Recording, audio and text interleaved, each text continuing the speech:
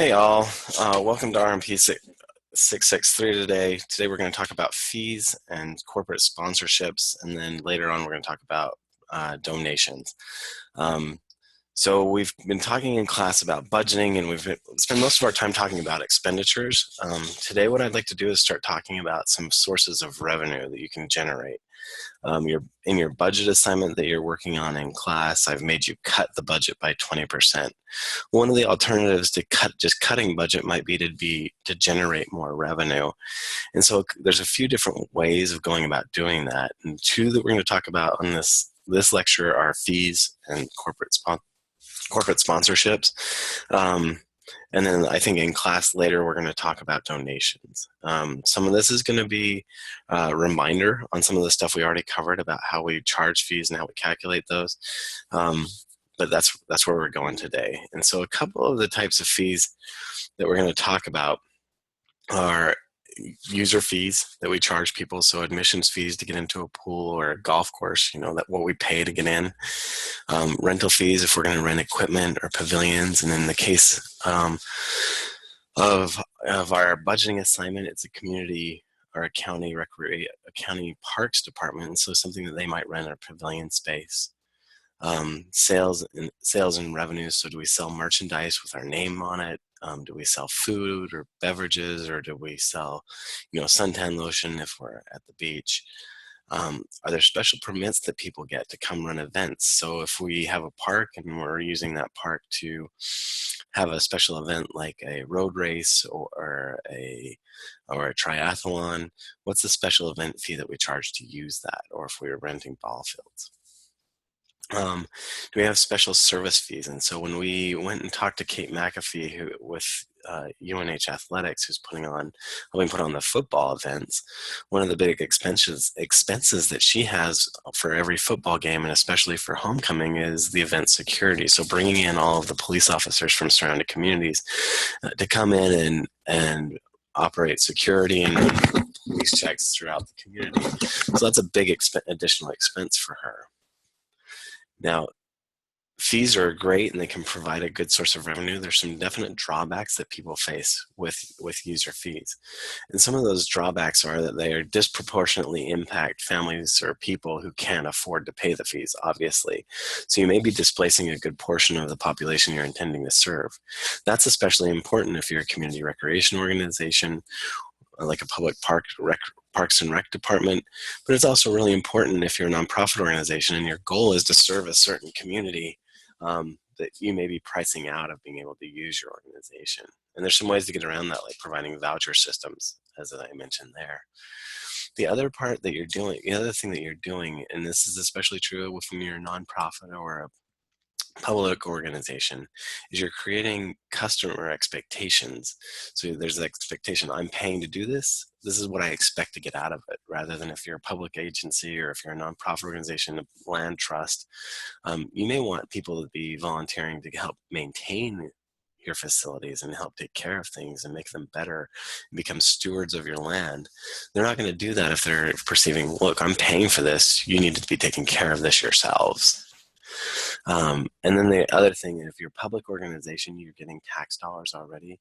If the government organization says, look, why are we giving you so much tax dollars if you can support yourselves by charging higher fees and still provide recreation programs to the community? And then the last of the drawbacks of a fee system is that it can be expensive to collect fees. You may have to pay someone to stand out in the rain or be in a toll booth collecting funds all day. That's not cheap or inexpensive. It has its cost associated with it. And so you need to calculate that into how much money you might make by how much money you're going to spend collecting the fees that exist. Another thing that might occur is the public might resist the fees in general. And this is true not just for public recreation organizations, but for private organizations. If you start charging new fees on things you hadn't charged fees on before, so if they're being implemented for the first time, you're going to see some negative interactions. This happened with the Forest Service when they first started charging fees just as recently as 1996. There was a huge negative reaction, and they got a lot of negative press about it. The other time you see that really negative reaction from the public is if you see fees increase drastically. And you'll see this at a private country club, or you'll see it at your local state park in their campground fees. If you raise that price drastically, and by drastically I mean like 20% or even 15% or more, when we're talking about increases, a healthy increase is usually 5% or less as perceived by the consumer. So a few principles of fee principles that exist. If you're a public organization, you don't want to. You usually can generate about 50% of your budget from user fees. So if you're working for a government organization like a municipality, a city or town, or a state, usually at best you're going to be able to generate 50% of your total budget. If you're looking at actually state parks in New Hampshire, they generate almost 100% of their total budget, but that's a unique situation. And we'll talk more about it when we get ready to go to Pawtuckaway. Another thing is, again, that administration of fees, collecting the fees isn't free, and it might start to influence how you operate. So if you need more fees, it might determine what programs you're going to offer. We talked about this in the types of budgets that exist. If you're running an entrepreneurial budget, you're going to go with the programs that make the most money. Well, that may not be what you mean, what your organization intends to do. So sticking to your mission is important here.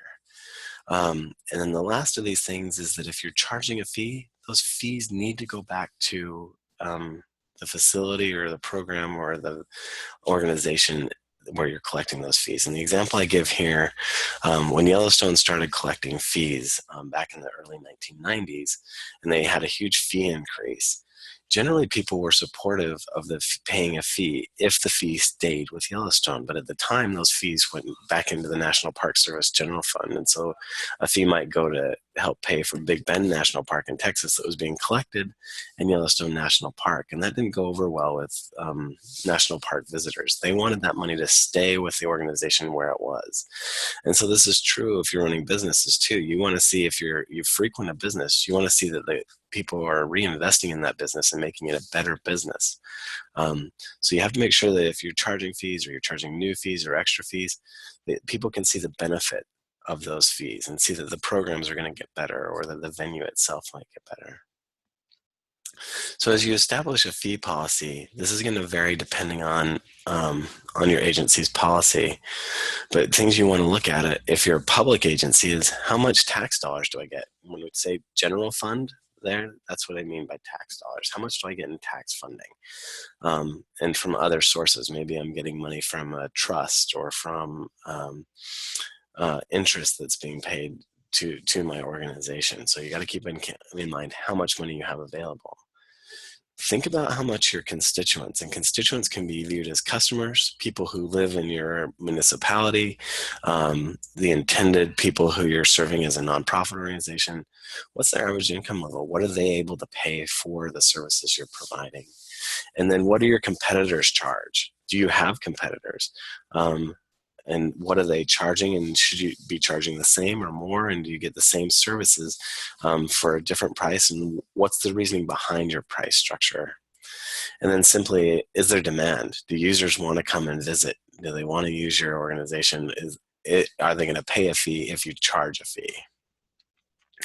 So we've talked about this part a little bit already, but if we establish a price, the true cost of what a program costs us to run, we looked at both direct costs, so things like staffing, what our consumable supplies and rental fees are, and indirect costs. So, we've got administrators who have to hire and fire people.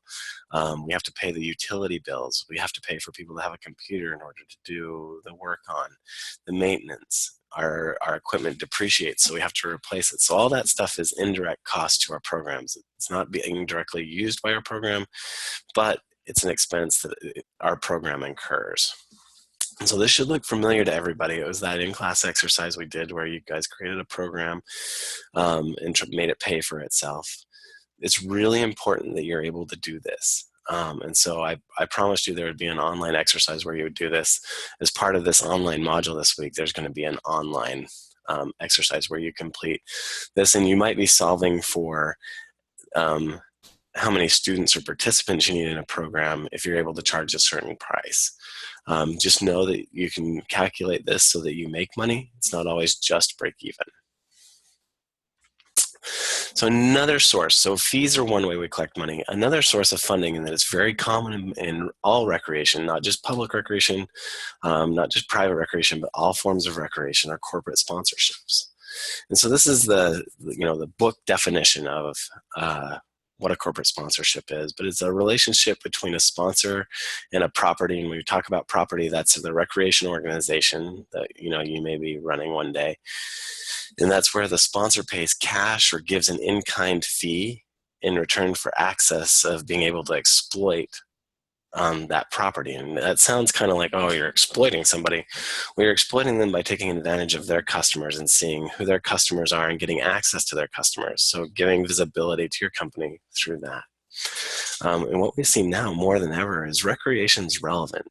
There are a lot of benefits to sponsors working with organizations because they're getting to see new customers in a place where the customers are happy and encouraging and glad to see different things there.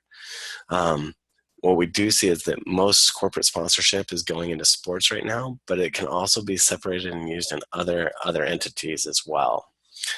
And so some of the types of corporate sponsorships that we'll talk about brand product agreements, and we'll talk about naming rights today specifically. But you might also have media sponsorships or merchandising where you put your name on merchandise and sell it. So we'll talk a little bit about each of these. And so, think about in your mind, why does a company sponsor? Who gets sponsored and for what? What benefits does the corporate sponsor get out of it? And really what we've seen is they're going to get more media exposure. We're doing things that people like to see in the news, those happy events. And so they're going to get exposure to their product indirectly from being seen with our organization. It can enhance their image. And whether that image is based on social issues that they have going on or maybe environmental concerns, it can improve their image. And the example I like to give of this is BP, so British Petroleum, in 2011 had an oil spill on the Gulf Coast and faced a huge amount of negative press. Cost billions of dollars in cleanup, and still have a lot of negative press associated with that. But one of the things that they did shortly thereafter in 2012, as the Olympics were going to England, is they had purchased, they had been corporate sponsors of the Olympics and really doubled down on promoting themselves at the Olympics and showing the world how much they care about people and about people participating in sports. And to some extent that worked on alleviating some of the pressure on them as an organization who was really environmentally unfriendly. And that kind of worked for them to a certain extent. The other thing it can do is provide them access to new market segments, our mailing lists. And then it really gets to cut their customers or their potential customers at a point when their customers aren't stressed out, they're happy, they like the programs they're in, and they're having a good time. The other thing that a lot of organizations will do will have kickbacks for the employees of their corporate sponsors. So if you're running a concert event venue or a sporting event venue, you may have a box or a booth or a hospitality room for employees of one of your main corporate sponsors, and that's included in it. And it gives them the perks of taking advantage of what it is we offer, those leisure services. So then what's the benefit to us of being sponsored by a corporation? And so some of those things are the in-kind product and support that they can give. Maybe it's clothing that the company can give. Maybe it's them providing extra volunteers or human resources. It's actual products. In a lot of cases, we really just want that cold hard cash. We want the discretionary money to go out and spend. So that's why we charge a fee for sponsorship, is so we have the cash to be able to use it. Some of the risks that we run into, though, with our corporate sponsorships are finding organizations that have an inappropriate fit with our organization. So if I'm running a youth sport league, I'm obviously not going to have a tobacco or an alcohol company sponsoring my organization. I may not even want a company like Coca-Cola sponsoring my organization who doesn't provide healthy alternatives. So that leads to the question of what kind of products are going to be relevant for your company, or what might be in an inappropriate sponsorship that you could have. And again, my go-to example there is that you're not going to have an alcohol vendor at a Little League game. So another risk that a corporate sponsorship, a corporate sponsee, so someone getting the money from a corporate sponsor might have, is that their sponsor may push them or influence them to make decisions that they don't want to do. And they may be afraid of losing that corporate sponsorship dollar, and so they're going to take action based on what the sponsor wants and not necessarily on what's best for that company or organization. Another thing that can happen is having negative publicity from the performance of your sponsor. So maybe your sponsor does something that's inappropriate, like BP Oil, has a giant oil spill. That was a really negative thing, and it could have come back on the Olympics as, you're getting sponsored by an organization that's incredibly environmentally unfriendly and just had this huge atrocity happen. That could have been negative press that could have come back on the Olympics, and there's lots of great examples of that, and that can really negatively impact you. And then there's always the risk of being over commercialized, right? If we're looking at our national parks, or if we're looking at our Army, we don't want to see that they're sponsored by a million different organizations like a NASCAR is. We want to see that they're funded the way we want them funded. So there's always that risk of being over commercialized. And I just give some funny examples. What if the national parks were sponsored by something like ProShades? Or a good example is in the bottom left corner here, the LL Bean buses that run in Acadia and take people in and out of Acadia. That was this relationship where the National Park Service for the first time kind of entered in a corporate sponsorship with LL Bean and allowed LL Bean to help sponsor these buses that would take people in and out of the park to reduce traffic into Acadia. It was really controversial at the time. There were a lot of people who were really upset that they were being over commercialized as the Park Service. But the Park Service found that, look, we're partnering with an organization who has a fit that's similar to what it is that we already do. So one of the ways that people will provide corporate sponsorship is through corporate naming rights. And so naming rights is simply when a vendor puts their name on a facility. And you can see an example of this with the SNU Center down in Manchester. It used to be named the Verizon Center. That naming right of being the Verizon Center or being the Southern New Hampshire University Center is something that those organizations have purchased the right to do. And you can think of many organizations, there are all sorts of them out there where they've done naming rights. So just, brainstorm some of them, but some of the ones that come to my mind are places like TD Bank, TD Garden, Gillette Stadium. Like I said, the Verizon Center. I grew up a Cubs fan, so Wrigley Field are all examples of naming rights. You can come up with 1,000 others. They're not always positive, and sometimes can be really negative. Example of a time when there was a really negative interaction for naming rights was, here in Boston. It wasn't always Gillette Stadium. At one point, it was called CMGI Field. Well, CMGI ended up going out of business. And they had to keep the name for a little bit there. So you do have some issues that can occur. So, thank goodness now we're at Gillette Stadium, and easy to remember and very similar, but, and we find it relevant to what goes on there. But that's not always the case. And so, there's many good examples. Then we get to, how do we go about developing a sponsorship? How do we go about getting naming rights for someone to get naming rights to come in and put naming rights on our park or on our place? And so some of the things that we do is we should be identifying what it is we need as an organization to operate. What price should we be charging for this? What are we worth to another organization? And then we need to find appropriate sponsors. And this is especially true if you're going to do naming rights, but true of all sponsorships, of who wins from being a partner with us and what do we get from being a partner with them. And so some of the things that we do is we should be meeting with some of these organizations and networking outside of our small field and looking at what they have. So we meet with corporate staff. If we're a nonprofit organization, we're going to have friends in the corporate world. We should be meeting with them. We need to negotiate flexible contracts. So one of the worst things you can do is get into naming rights with an organization, and then be stuck having their name with you on your building, maybe even after they're out of business. So an example would be Enron Field, which was a baseball field, had to keep the name Enron Field after the Enron company had gone under and lost people their entire retirements. They had to keep that on their name because it had already been paid in full up front. And so you want to have these short contracts so that if something negative does happen, or maybe you have a disagreement with an organization, you can separate from that organization easily, without costing yourself a lot of legal fees. And then the other thing you have to do on kind of a continual basis is evaluate what's your corporate sponsorship worth to you and what's it worth to your organization and to the other organization. Are you benefiting each other? Or can you change things and so it will be more healthy? So that really quickly was fees and corporate sponsorships. We're going to talk about other forms of giving in our next lecture. And that's the lecture for today. Thanks.